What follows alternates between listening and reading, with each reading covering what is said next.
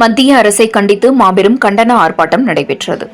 விழுப்புரம் புதிய பேருந்து நிலையம் அருகில் நகராட்சி திடலில் தமிழக வெற்றிக் கழகம் தெற்கு மாவட்ட சார்பில் தெற்கு மாவட்ட செயலாளர் குஷி மோகன்ராஜ் தலைமையில் சுங்கச்சாவடி கட்டணத்தை உயர்த்திய ஒன்றிய அரசை கண்டித்தோம். விழுப்புரம் பகுதி மக்களுக்கு இலவச டோல் பாஸ் வழங்க வலியுறுத்தியும் பலகை ஏந்தி கோஷங்களை எழுப்பி மாபெரும் கண்டன ஆர்ப்பாட்டம் நடைபெற்றது.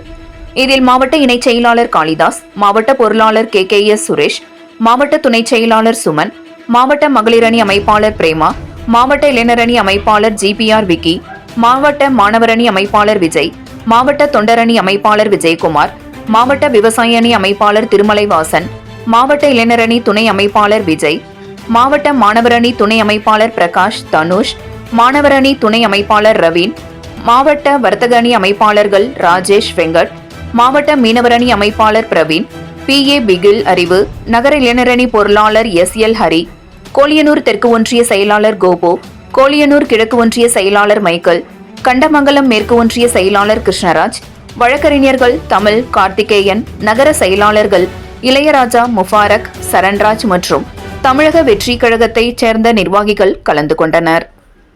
7 Green நியூஸ் செய்திகளுக்காக விழுப்புரம் மாவட்ட செய்தியாளர் S. கலைக்குமார் என்று சொல்லிக்கொண்டு இப்ப பாத்தீங்கன்னா ஒரு சின்ன உதாரணம் பாத்தீங்கன்னா இங்க விழுப்புரத்துல உள்ள சாலைகள் எல்லாத்தையும் தோண்டி போட்டுருக்காங்க. இன்னைக்கு பார்க்கும்போது ஒரு வயசான அந்த பள்ளத்துல ஊந்து நாங்க தூக்கி விட்டு அனுப்புறோம். அதே மாதிரி ஒரு சின்ன பசங்க வந்து சைக்கிள் ஓட்டிட்டு வருது, அந்த பள்ளத்துல வந்து அந்த சைக்கிள் எடுக்க முடியும்.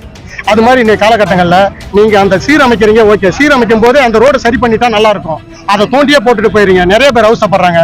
இதெல்லாம் கொஞ்சம் கண்டிக்கணும். இங்க இருக்கிற ஆட்சியாளர்கள் அதை வந்து கவனத்துக்கு எடுத்துட்டு போகணுன்றதான் எங்களோட கோரிக்கை.